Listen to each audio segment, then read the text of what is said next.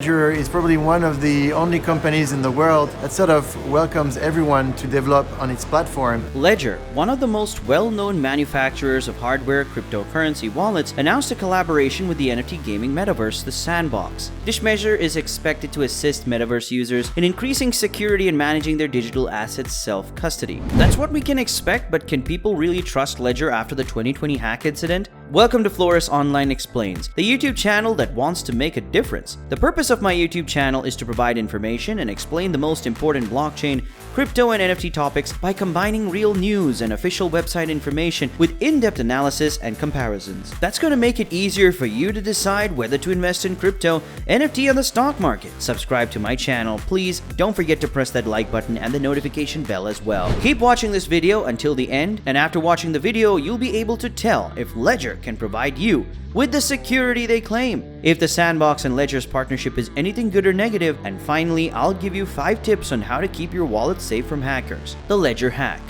In July 2020, Ledger announced that customer information had been compromised. The company estimated that 9,500 consumers were affected by this hack at the time. In the months that followed, CoinDesk documented a series of sophisticated phishing attempts by the hackers, including emails and text messages that looked like official Ledger correspondence. In this particular scam, crypto enthusiasts received in the mail what appeared to be brand new replacement devices for existing Ledger hardware wallets. The senders of these fully bogus devices hoped that unsuspecting users will load them up with assets and provide them private keys, effectively giving the scammers control of their assets. To make the fraud appear more legitimate, the senders include a note from the CEO explaining that the new devices were supplied as a security measure to safeguard the safety of the user's funds. Then, according to CoinDesk, a data dump in December 2020 revealed 1 million email addresses and 272,000 names, mailing addresses, and phone numbers belonging to users who had ordered Ledger's devices, which contained the private keys for Bitcoin wallets. The total number of people affected was far greater than the initial estimate of 9,500.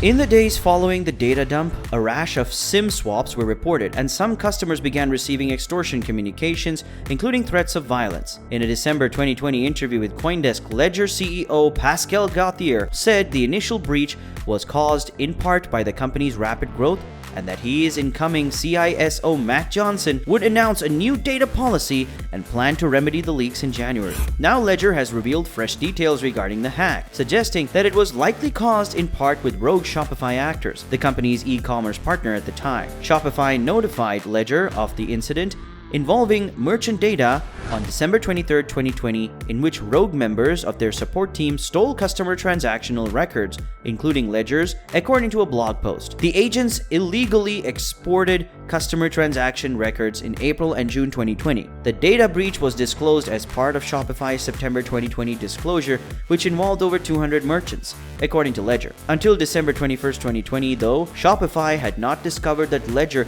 was also targeted in the attack. Until December 21, 2020, Shopify told the Ledger that it is still looking into the matter and that it has been referred to police enforcement. Ledger reviewed the 292,000 stolen data records with the help of forensic agency or in cyber defense. While the database contained personal information that was identical to that disclosed in the prior hack, it also contained 20,000 new customer records. The company said it notified customers who were affected on January 13th. Do you want to know more about this? Then stay tuned, because now I'm going to explain to you if the additional security measures that Ledger added since the incident were good enough. What additional security measures has Ledger added since the incident? First and foremost, Ledger stated in a blog post that it will never ask customers for their 24 recovery words, which can be used to access Bitcoin and cryptocurrency wallets.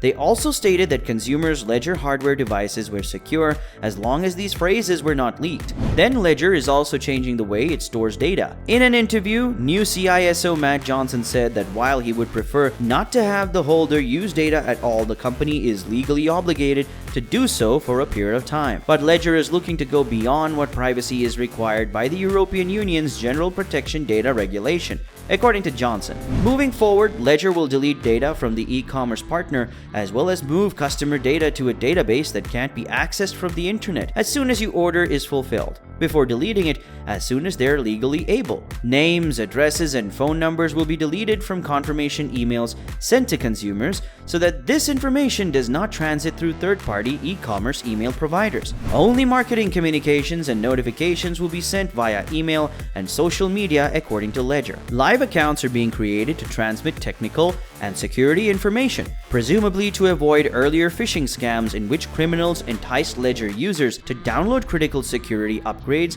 via genuine-looking emails. Ledger is also collaborating with a number of law enforcement organizations, as well as Chainalysis, a blockchain analytics startup. It's even set up a Bitcoin bounty for information leading to a hacker's identity. Ledger, according to Johnson, wants to ensure that all information gathering is done legally and above board, with the purpose of pursuing those involved. Do you really want to know more about the security of Ledger? Because you really need to know this before you get into it. Now, how can you protect your Ledger hardware wallets going forward? The first tip, and probably the most important one, is never give out your 24 seed phrase. Never ever give it out. And don't save them on your phone or computer. Rather, keep them in a card that Ledger provides. This will keep your crypto assets safe. Ledger wouldn't ask for your 24 seed phrase for any reason. So any website or app that asks for it is definitely trying to rip you off. Number 2, consider changing your email. It is advisable to have a separate email for your Ledger products. This way you can separate your regular email account from your Ledger email. Number 3, protect your address. Considering the fact that these scammers hacked Ledger's data from Shopify,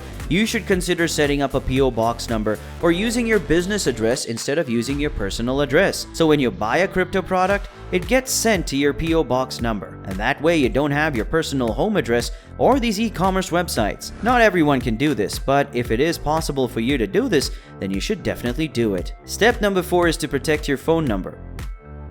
You can use a Google Voice number so you don't keep receiving texts and phone calls from these scammers. The last step is to set up a passphrase within your Ledger.